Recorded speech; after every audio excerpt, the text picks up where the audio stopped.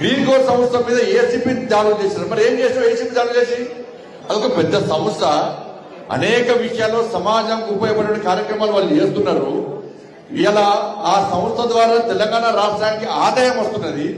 ఇటువంటి సంస్థల మీద దాడులు చేస్తే, ఇటువంటి సంస్థలను ఇబ్బంది పెట్టే ప్రయత్నం చేస్తే, ఆ సంస్థలు ఏం చేస్తున్నాయి? తెలంగాణ ఇష్టపడి వేరే రాష్ట్రాల్లో వ్యాపారం చేస్తే ఇలా ఆదాయం ఎవరికి నష్టమవుతుంది?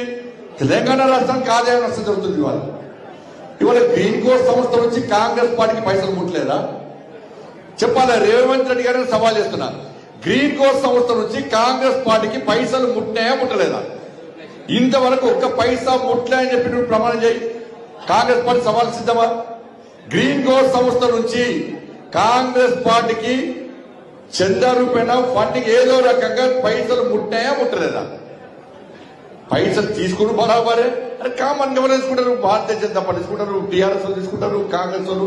పార్టీని నడపాలంటే వాళ్ళ వీళ్ళ సహకారంతో ఎత్తి చేస్తాయి. పార్టీ ఎవరు జేబులో కూడా పైసలు పెట్టారు, కానీ పైసలు తీసుకుంటారు. మళ్ళా అదే సంస్థని ఇబ్బంది పెట్టే ప్రయత్నం చేస్తారు.